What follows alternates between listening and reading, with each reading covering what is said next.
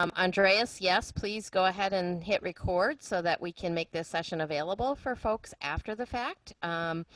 So tonight, I'd like to welcome you to our second installment of Dinner with the Deans at the Frontiers for Credit program. As I said earlier, we have the daily double today because we get two deans for the price of one. So we're really excited to have both Dean Art Heinricher here and Dean Jean King.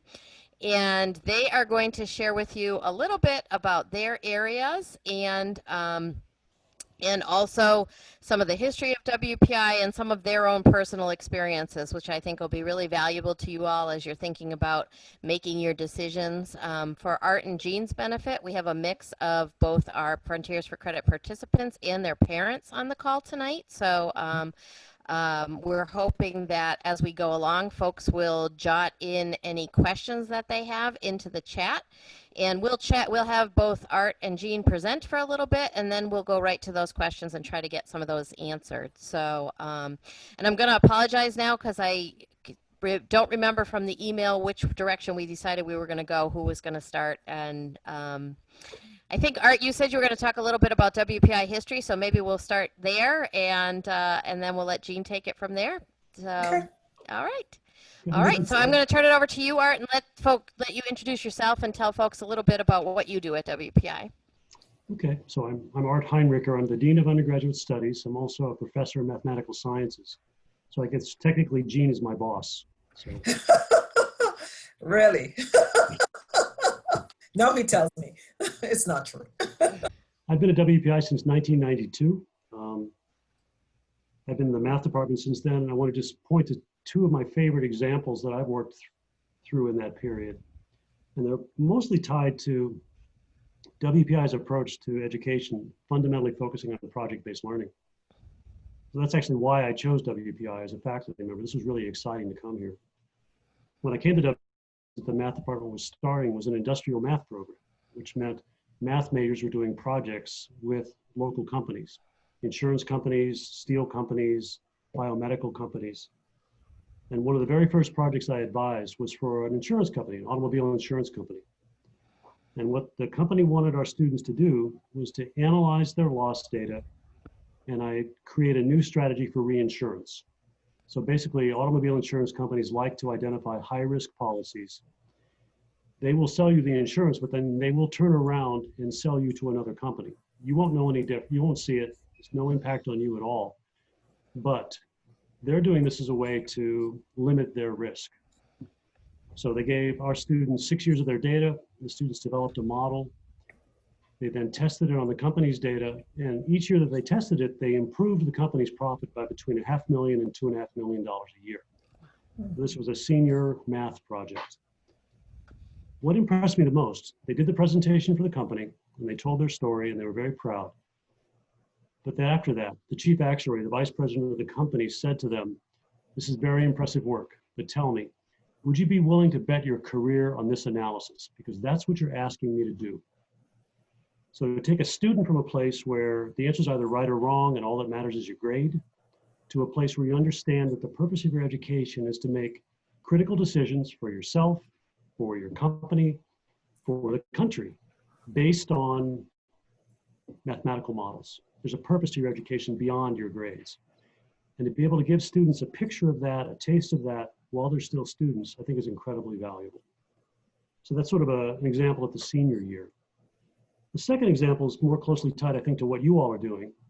If you're a high school student taking college courses. About 12, 13 years ago, WPI took that project experience and put it in the first year. So we created a series of courses called Great Problem Seminars, defined not by departments or disciplines, but by themes, important problems, like water, energy, food. And they're all team taught with both a technical and a non-technical perspective, social, humanistic perspective. And I think one of the keys that was highly successful in the first year, and I think one of the main reasons was we were allowing students to start to work on something important before they were ready. There was a study done of faculty who were successful probably about 20 years ago. And one of the key features that was identified of successful university faculty was they were willing to start working on something before they were completely ready. So I think any student in the GPS is experiencing exactly that. I think if you're a high school student taking organic chemistry at WPI, you're doing exactly the same thing. There's tremendous value there. You're stretching yourself. You're going beyond the boundaries that people have assumed for you, and you're taking control of your learning. So I'm going to leave it there. That's why I love working at WPI. We can do experiments like this. We can connect what they're doing in the classroom to what's real. And it's a wonderful place to work. I'll leave it there. Jean? Thank you. So I'll share a couple of slides if I can. Let me see if I could find it. Tell me if you see it. Could you see that screen? Yes. Yes, you can. Okay. So unlike Art, I'm pretty new to WPI. I've been here 2.5 years. I can't say that anymore. I'm actually not as new as I think I am. It feels like it's only been yesterday. I came from UMass Medical School, which of course, for those of you who live in this vicinity, know it's only 2 miles away. So literally I have one more stop on the highway to get to WPI. And prior to coming to WPI as the dean, I actually was a faculty member at WPI in the affiliate RAL. I have been in the Department of Biomedical Engineering for probably 10 years. And I have to say, part of the reason I came to WPI is my first ever graduate student who actually got a PhD in my lab was a WPI graduate student. And I remember thinking just what a wonderful student she was. She really had a depth and breadth about her. She had an understanding about what she was doing, but it really was about her purpose in the world and what she wanted to do. Similar to what Dean Heinricher have shared with you, I noticed that there is something really special about WPI students. So I was always impressed with WPI students. So when there was an opportunity to become the dean here, it just felt like going home, to my second home, because I understood the students. I had done many MQPs that I just told you about. So I had a great understanding. Actually, when I came to WPI, I actually counted that I had over 30 WPI students in my lab in 20 years, which mainly means actually every single year I had at least one WPI student in my lab. So to say I know WPI at a different level is actually true, although I've only recently been here as the dean. Prior to coming to WPI at UMass Medical School, I was the head of their research office. Similar to what UMass has, WPI also has a research office. I'm telling you all of this to say, I know you may know because you're chosen to think about us, hopefully, is that WPI has scored #1 in terms of research and teaching as an institution, which for us is really a great thing. Because I feel, because I've been a researcher for so long, that is not only learning the theory, as Art just pointed out, but it's theory and practice. And you put that practice into research, into understanding how things are done, solving problems, whether it's with science or engineering, but solving STEM-based problems. And that is so exciting. It continues to excite me. I continue to have a lab. I continue to have a lab at WPI and at UMass. I continue to be on faculty both places. But I feel for me, WPI is that sort of intersection of all of the things I love. I love science. I love STEM. I love great students. I love amazing young people trying to find their purpose in the world. As a mentor, I think most of what I've done, I feel like I spend a lot of time mentoring our students because I just love being with our students. They are so incredibly bright. We have so many resources on hand for them to excel. And at WPI, you're able to do that, knowing that each student is an individual. We do not have students that are like everybody else.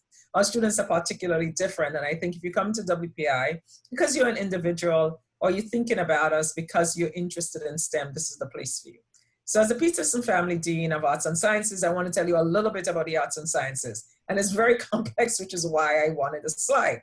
But before I go on to that, I have to tell you a little bit about our history. Similar to Art, I have to say this is the part of the history that blows my mind every single day.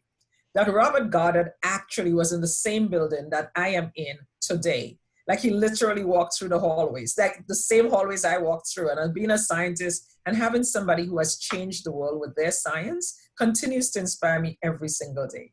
So you may know about Robert Goddard, right? He's the person that actually got us to the moon. And as we celebrate the 50th year of going to the moon, it occurs to me that this is something I really want to remind you of. That at WPI, because we're so interdisciplinary, because we allow our students to fail. I love this line from Robert Goddard.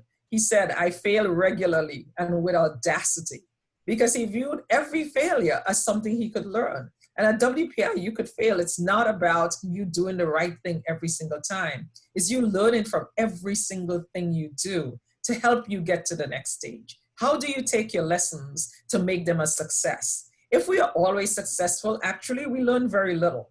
But if we allow ourselves to fail, which we do very well with audacity, we'll get to the next level. And that's really exciting to me. So he had over 200 patents. He came to WPI for his basic undergraduate research and his undergraduate experience. And again, he changed the world. The reason I'm saying that is because I think walking through our hallways, I always look around at our students and say, who is the next student here that will change the world? The fact that we have done it once, we mean we could do it over and over again. So I'm really grateful to be in such company. And I think that it's a joy every day to think that this is what I get to do and get paid for it. This is amazing. How does this happen? That you get to do what you love every single day and know that you're doing it with people, like-minded people who want to be there, like-minded students who are like you, going to be students who are very curious about science. So we have several departments in the arts and sciences. Actually, we have 7 departments. So the blue ones are the departments, which is why it was hard to talk about this without a slide. We have the Department of Mathematical Science. Dean Heinricher just said he's a professor in the Department of Mathematical Sciences. We have the Social Science and Policy Studies. Now, that's a big group of people that run the gamut, from psychology to economics to social science to social justice issues that they think about in that department. The policy piece is really important because independent of what science and engineering we do, if we don't change policy, we probably don't change people's life at a basic level. So policy is important. We have to do science, we have to do engineering, but we also have to change the policy to help other people. Chemistry and biochemistry is one of our large departments. Computer science is our largest department. It continues to grow.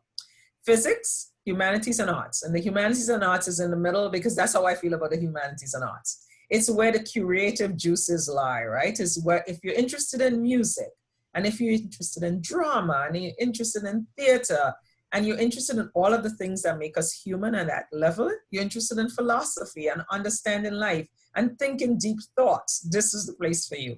Everyone has to do humanities, and I'm sure Dean Heinricher could tell you how many credits everybody needs in all of these, but you all need humanities and arts. And it's a place that really people find themselves. This is a place where you think about the meaning of life and why are you here on the planet and what is your purpose? Not just what are you going to do for a career. That's fine. We know you're going to be a scientist or an engineer if you come to WPI. But we want you to also be a good human being. We also want you to understand what you give to the world and why you're so important.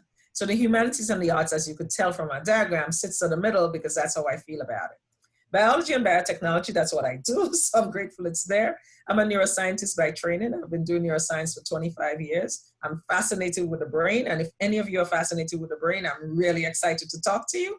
So here are the 7 departments, and at the hub of it again, the humanities and arts. And as you could tell in red, we have a lot of different things, from gaming to data science, to learning sciences, to bioinformatics. All of these are what I call the interdisciplinary core. And this is another thing that WPI does so well, which means we intersect different things. We put the a la carte menu together in many different ways. And you could do that yourself. You could decide you want to pick 2 or 3 of these. And that's what's really interesting because we're small enough to be very agile. You could do different things. You could pull different things together. You could learn different things and be a whole-bodied person. So we're really excited about that. So in all, we have the 12 interdisciplinary programs and 7 departments. So it's pretty large. And last but not least, I wanted to tell you about the research because I tell you a little bit about the research because I feel this is another thing that WPI does well, the project-based learning. If we think about project-based learning, you have theory and practice. How do you practice? You practice by getting your hands dirty, by getting in the middle of it, by building things, by exploring things, by defining things. And that's what research is about, right? Exploring something nobody has done before. And in the last, from 2013 to 2019, sorry, I don't have 2019 on here, we still have the numbers, it's about $20 million, meaning that the arts and science have just sort of focused more on what we're doing in the research realm. Again, putting the programs together in a way that makes us very viable in terms of research. So if you really want to learn, not just in the classroom, but you want to learn in the classroom and you want to make sure that it's purposeful, then WPI is a place that you could find all of that. The combination of research and what we do in terms of our curriculum is something that's really exciting to me. And as I told you before, that was my job before, so I continue to be a researcher at heart. How could you do research? There are lots of opportunities to do research. Dean Heinricher has a program. I have a program. There are lots of programs around campus for you to spend the summer doing research. I just wanted to feature some of our young scientists. I'm really excited about it. I feel like I parent them. I'm just so excited about them. Angela Rodriguez is very new to campus. And she's a social scientist. She's a psychologist. She's also part of the neuroscience program that I started here at WPI when I got here. She studies biopsychosocial approaches to health. It's all about health behaviors. It's all about how we approach health, how stress impacts our body, how stress impacts our mind, and what could we do about it. And those are done on campus with students right there. Not only is she doing research, but she's doing research with our students who are able to go into the lab and do human research. I'm really excited about what she's doing. Jargon is in biology, and we call him Dr. J. He's the professor in biological sciences. Again, his research is actually with worms, and he uses worms to study what's happening in terms of different diseases like Parkinson's and Alzheimer's, and he's able to study that with worms. So it's really, really exciting, and his work has really put us on the cutting edge of several things, and he has just won an award as one of our top researchers. Jennifer De Winter is in humanities and arts, and she brings the humanities part that I just talked about. She's all about gaming and all about narrative and building narrative into games, but also trying to figure out, today we had a big conversation on robotics and gaming. How could we put robotics and gaming together? What does that look like? How could we build robots at the same time we make it a game so our students could be really excited at the same time that they're learning robotics? And like, what are the things we could do there? But that's very WPI. Like, we pull things together that probably people would not pull together because we have the ability to do that. And the arts and sciences sort of help you do that. Our School of Engineering is equally well defined in terms of bringing pieces together. And I feel the person that really gains from WPI is a student who's able to take all of the schools we have, the School of Business, the School of Engineering, Arts and Sciences, and sort of make their own program. What is it that you're interested in?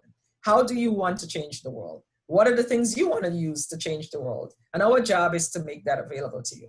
So thank you so much. And hopefully now we can have a conversation with you. Good. All right. Well, thank you both. I want to encourage folks, if you have any questions, to put those into the chat, and we will try to get to as many of those as we can. Those can be WPI questions. Dean Heinricher has worked for years with the first-year students and the first-year experience, so he has a lot of insight into that, no pun intended, if you understand our insight program. But definitely, we do have a couple of questions already, so I'm gonna start with those. And Jean, I'll grab you because we clearly have a mathematician in the group. They want to know what was the reason for the dip in funding on your graph in 2016? So. A very good question. Somebody actually has a great eye. And honestly, what happens, that happens in research, because you go to the NIH, you have no idea when you're going to just hit it out of the park. But I think what has happened since 2016, when we got new professors in, there is a divide between our new professors who research is part of what they do all the time, and then for professors who basically do a lot in the classroom and research is not part of it. So I feel there's not anything more specific than dipping in funding, and NIH and NSF went down too, and therefore, you know, the grants we wrote for didn't get as many. That has changed, and honestly, this year, I think we're up to $50 million across the school already. So we're doing really, really well. So I think, and some of the things we have done at WPI to make that happen, we have a group called the Research Solutions Institute that's actually run by another dean, vice provost for research actually, and they're trying to build stronger grant links. So that's going to continue to explode actually. This year we already doubled, and the year is not complete yet. So it's on its way up. Excellent. Art, it might be great if you, along the research lines, if you share a little bit about some of the research experience that undergrads, beyond the projects, of course, but some of the other things that we have students doing in terms of research right at the undergraduate level.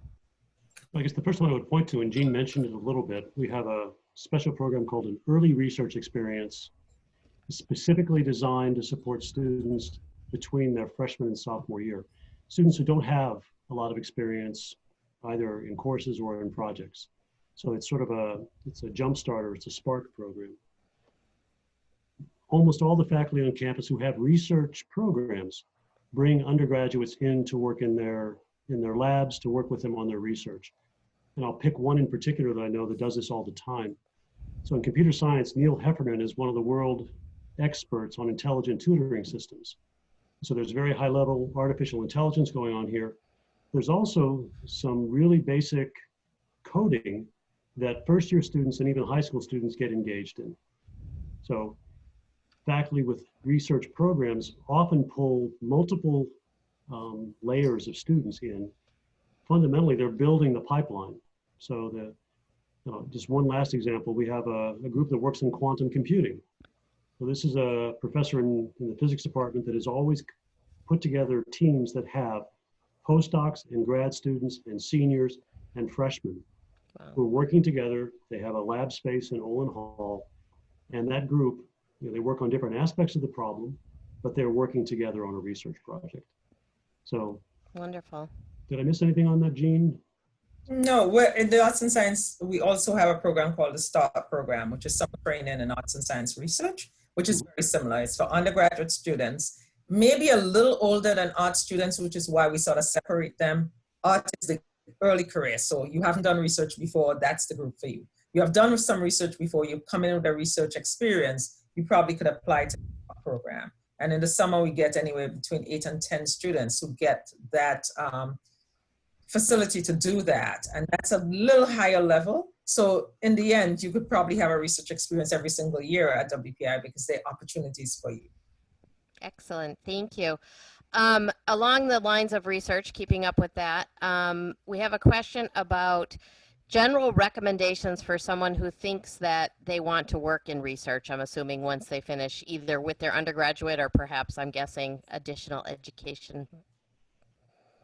So I'll start, and then Jean, you can contradict everything I say. I doubt that. One of the perspectives that I would have, and I'm arguing about this probably from a mathematician's point of view. If you're a mathematician and you want to do applied research, one of the best things you can do is to study mathematics and another field.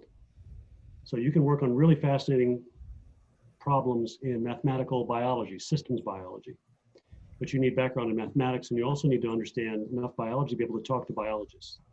So that breadth is really, really important to be able to get into research. You also have to just be fundamentally curious. There's nothing like the joy of figuring things out and understanding. And I think if you really enjoy that, that will lead you down some wonderful paths. So Jean, you want to contradict everything I said there? No, not at all. Actually, I think I could say that that's exactly how I got into research. I did a hybrid model similar to what Art said. I loved like 3 different things. So I love maths, chemistry, and biology. Couldn't figure out what I wanted to do. And finally decided I didn't have to figure it out. It was going to figure itself out because if I sort of had expertise in all of these things, I'll be able to use them together. Because it's not a single field that you're not normally doing research in. And the better research, I think, is at the intersection of different fields, where you have a question that you look at differently because you have a different sort of training. So I totally agree that at WPI, that interdisciplinary piece that I showed you, all of those interdisciplinary sort of red boxes that we also have, including engineering, several of those that I didn't talk about, were across engineering and arts and science, across arts and science like data science, across arts and science and business. So you having sort of a mix of those things. And when you have a mix of it, you generally see questions differently. But the combination is amazing. And I feel what you need to do is just learn as much as you can in any field that really appeals to you. The research will find its way. You will find a question that you're interested in. Because if you're built with curiosity, you'll ask questions every day and you'll find new ways to solve the problems. And that's what's interesting, is how you find questions. And our researchers here will help you along that path once you have the training that you need. Excellent. We have a question from one of our alumni parents. She's asking, is the Worcester Consortium still alive, and do folks still cross-register with other institutions in Worcester? Art? Yes, they do. In fact, there's a proposal this year for the first time. We're actually expanding the opportunities. So typically under the Worcester Consortium, a WPI student can take one course per semester at Clark or Holy Cross and vice versa. This year, they're expanding that to 2.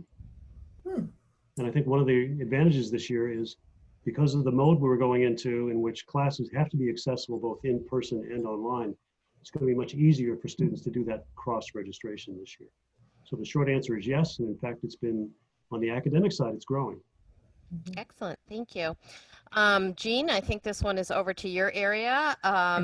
In terms of arts and sciences, if students are thinking about a history minor, is there a particular area of history that is common for students? My guess from my time would be American history, but I don't know if that's just, it kind of runs the gamut, I'm guessing now. I was going to think world history, but I'm going to ask Art could probably answer that a lot better than I can. So Art, what is the answer in terms of history?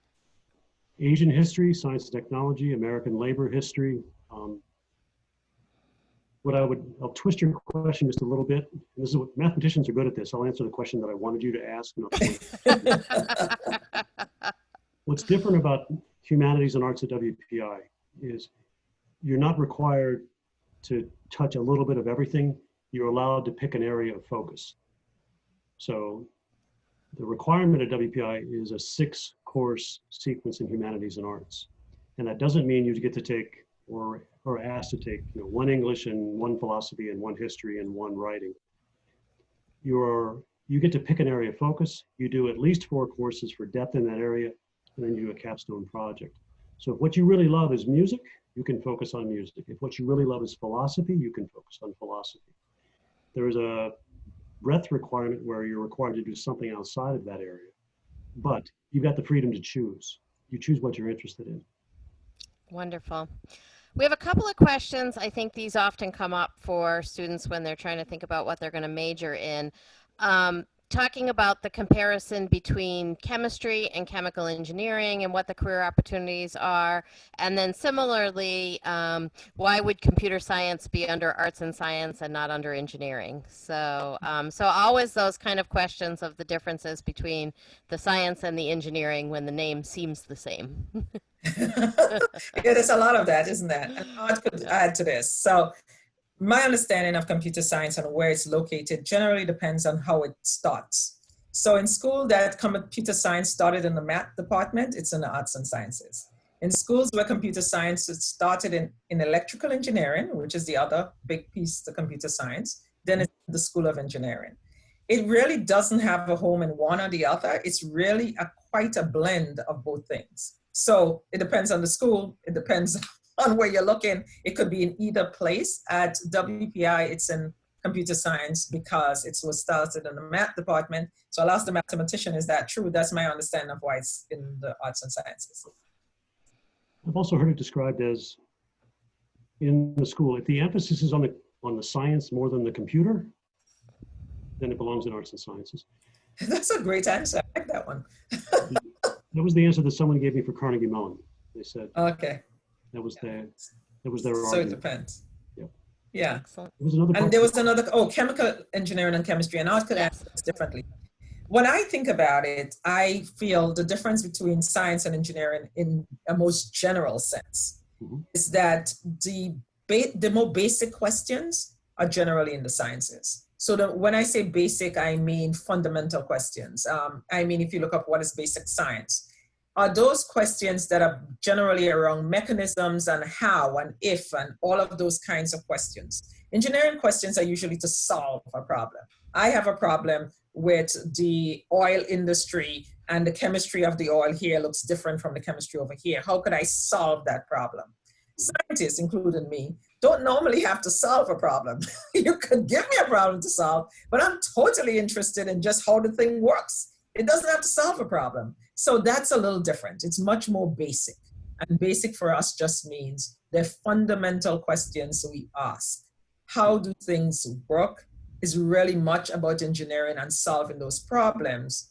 Why things exist, that existential kind of questions is more the questions I'm totally excited about. I told you about neuroscience. We have a neuroengineer in the group, and he always talks to me about what he's solving. And he's like, Gene, what are you solving? I was like, I have no idea. I am excited by this knowledge. Generally, you solve something just because you're excited about it, but that's not your goal necessarily. So someone is asking, and this is probably a little bit rhetorical, so engineering is how to use what has been found by science. I like that one. There's no engineers on this, right? They will hate us. Yeah. There's a Venn diagram. They overlap. Agreed. They do Yes. overlap. They do Yep. overlap. We tease each other Excellent. quite a bit. Yeah. So I'm looking to make sure, I want to make sure folks get their questions into the chat so we can get those answered. But in the meantime, I'm going to put Jean on the spot a little bit on a question that we often get is, so what if I'm interested in neuroscience as an undergraduate at WPI? How can I approach that?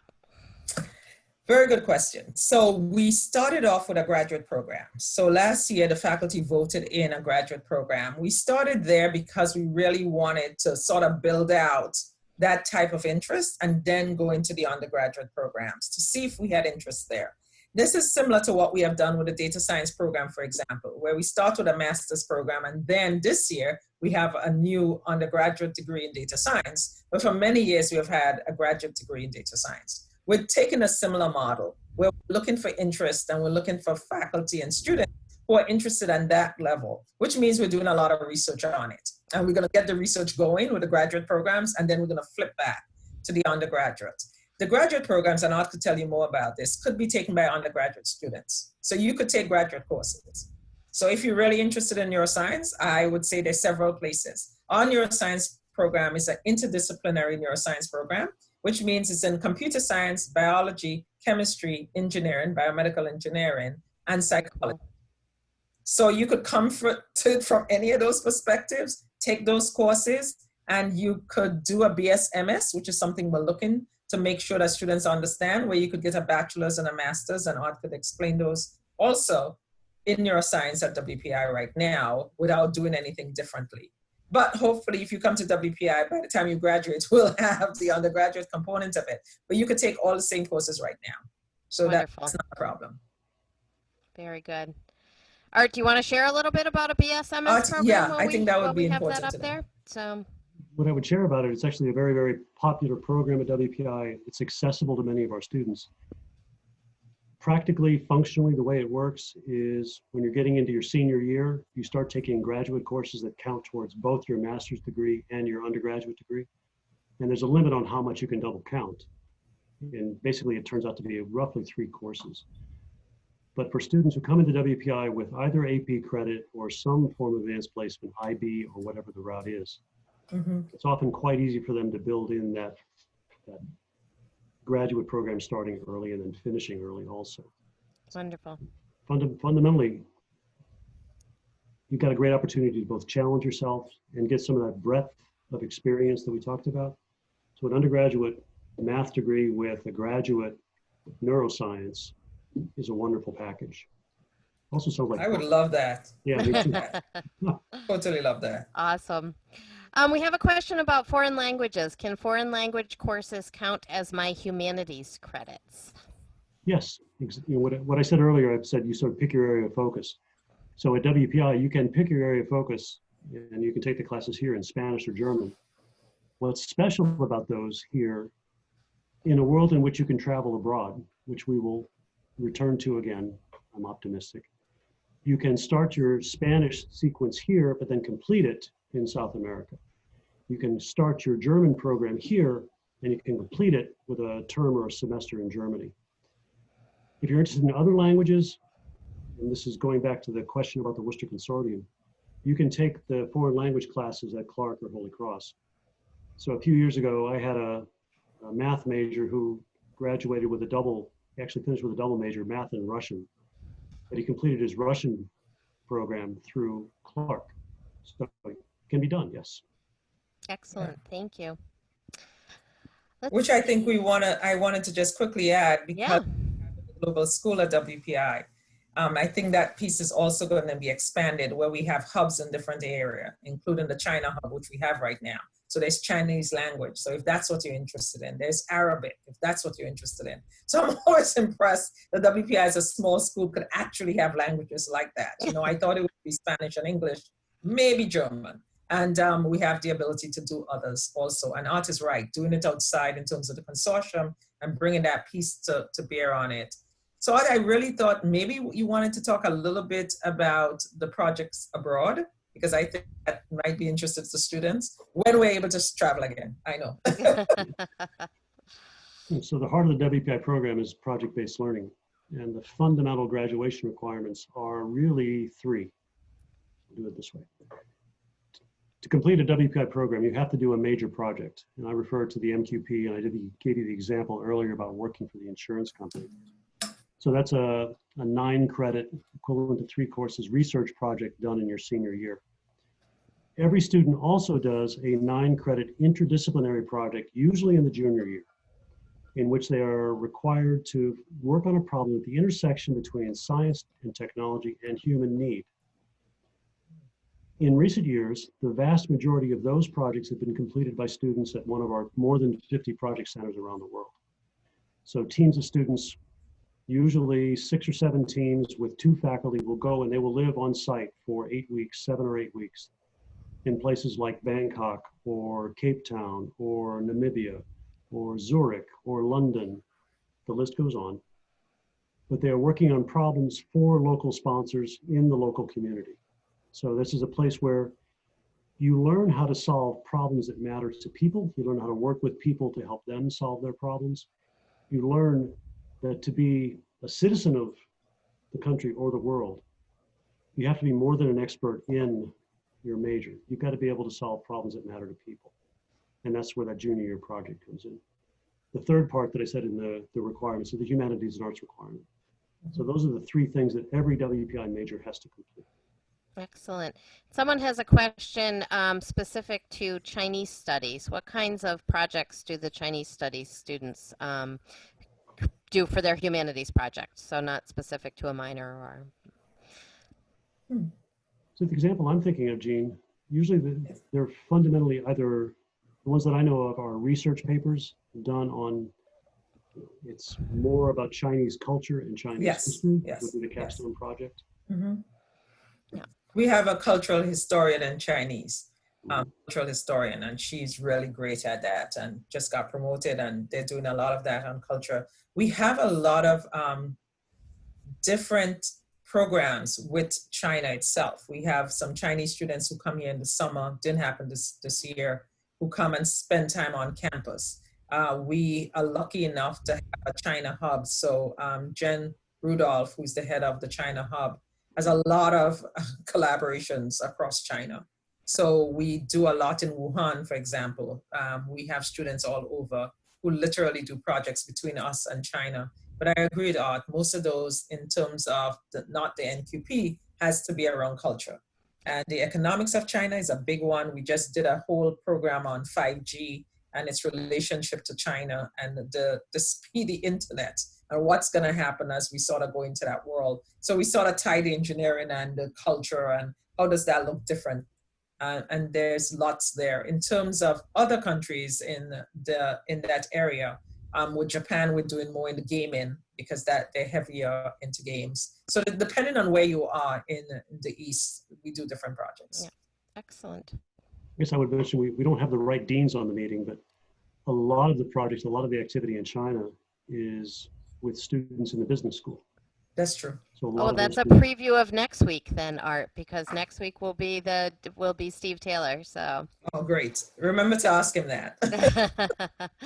We do have a question about the pandemic and its effect on. It says international admissions, but we don't really know the answer to that yet because that's coming up this year. So, if you want to talk a little bit just about the pandemic and kind of the international effect, maybe both from projects and for international students. I guess I'll talk about projects. Probably one of the most difficult, challenging decisions we had to make was to bring students back from the off-campus project centers. So last D term, we canceled all student travel.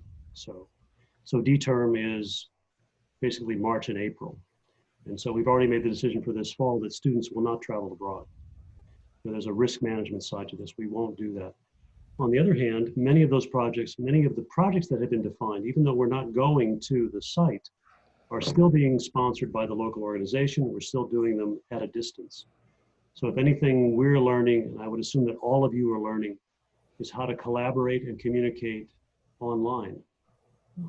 I'm almost to the level of a Zoom novice. I can manage not to crash my system. So you got the novice certificate. Yes, I did. I guess the numbers I've seen, I don't know, Sue, we have roughly 10% of the entering class is international. Yeah. And from what I've seen so far about the data, about half of them will be coming to campus this year. So, Yeah. So that's. Yeah, I think it's, I mean, that's one of the unfortunate, I mean, there are many unfortunate side effects, certainly, of the pandemic, but one of them is that students need a specific visa in order to come to the United States and study. And some of those students were not able to get a visa appointment or get their visa in time, so they will be delayed in coming. I think the good news for all of us is that the intention is still for them to come when they can get here, and we are anxiously awaiting them, so that is good news. And I think in terms of moving forward, it's not WPI's intention to treat international students any differently than we would in a normal year in the admissions process. And we can certainly hope that by next fall, we're looking at a different world if we have some really good scientists out there who are doing the work that we need to do, some good research, and that, it won't be a problem for those students to get here next fall. So that's the hope from the admissions side. I just want to say thank you for that question, because sometimes we think so much about just our world and the fact that the international world is also impacted by this and that students are having a hard time. Thank you so much for asking. Yeah, that's a great question. Oh, Art, this one's just for you. I don't know if you know Colin, but he wants to know about a math double major for someone who wants to go into business, data science, or economics. Yay. I actually think you picked probably 2 or 3 of the hottest, most interesting areas. I would probably start off with, I find the economic applications mathematics fascinating. I work in optimization theory. Probably one of my mentors as a grad student was an economist. So just that way of thinking I find fascinating, and also incredibly, insightful quite often. Data science and understanding just the volume, the information you can get out of the volume of data that's accessible now is a new frontier. Some people will look at it and they will try to argue that really it's not any new theory, but actually it is, because we've never been able to handle the volume of data and the speed with which data is accessible. In fact, we still can't. But there's some really, really fascinating frontiers there. Business overlaps with the first 2 that you just mentioned. So in terms of double majors at WPI, that's probably one of the more common, is math and computer science, and data science it's just been introduced on the undergraduate side. So I expect that one to grow just as fast. Yes, all of our classes are filled. That's awesome. The graduate data science. Great news. Yeah, and the one thing I just wanted to add to this too, I feel when you're thinking about this, the idea that artificial intelligence is going to change how we do business is really on the cutting edge of how we think about this, right? And that's basically in data science. So as we think about deep learning, and we think about artificial intelligence, and we think about robotics, and we think about the ways that this is going to change how we do business, data science, as Art points out, is really on the cutting edge of where we're going. So if that's something you really like, I totally suggest that you go deep in data science and in math, and bringing those 2 things together, because they really is the new frontier. We have classes in artificial intelligence. You would love it. I love those researchers. They're really bright. We have a group of really energetic people. I was just on the phone with them today, which is why I'm cracking up. And they use this for data about health, data about business, just data in general. So independent of what field you're interested in, you will find there's data everywhere, right? So I think I love the idea of you putting those things together, because they're very promising in terms of a career will be waiting for you. Nice. So start playing with Python now. It's fun. It is fun. Wonderful. I don't see any additional questions. If anybody has any last minute questions they want to get in there, you can go ahead and do that. And if not, maybe I'll just ask Art and Jean to give us maybe a last word of wisdom. There is Oh, one question down there about dance and theater. oh, I did Really? see. So I think that was our alum mom who just wanted to share that she had Right. cross-registered at Holy Cross with dance and theater. Okay, So, that was cool. I just saw um, that fly by. Yeah. so Kim, I'm guessing that was what we would have called sufficiency in the old days, right? So I'm commenting on that because the students just put on new voices for at the end of the Virtually. term, but they did it virtually. They did it through Zoom. And it was, I still get the chills. There were some wonderful, these are all student written and performed plays. And WPI Yeah, students always amaze me. it is. And we just hired a new department head in humanities and arts who's a dramaturg. So she's really excited about putting on her first play at WPI in the fall. It's going to be, I think, October 7th. She will have her first play on campus. So Every little thing, is that it it? may be all virtual. We don't know yet, just in case. But she needs to figure that out, and we're working on it. So we're really excited about her first play. She does work at the Shakespeare Theater. She does it in Utah. She goes all over the world. So she's world-renowned in terms of doing all of the theater pieces that we're really excited about. So the music and theater groups are just really going to be jazzing along. Kim says, yes, a mechanical engineering major with theater art stuff. And that's so typical of a WPI student, right? So that says it all. Jordan had a quick question about students being guaranteed housing for all 4 years. I can answer that.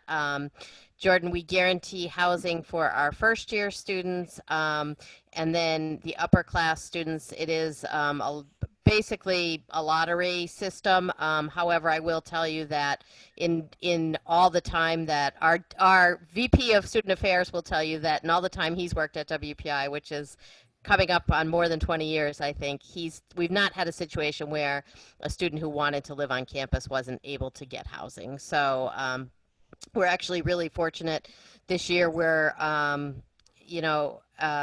we've got students spread out and de-densified a little bit, and we're still able to make that work. And we do have hopes in the relatively near future to actually be constructing an additional residence hall. So I think we'll have even more opportunities for students to live on campus. So if you want to live here for 4 years, I'm sure you'll be able to do that.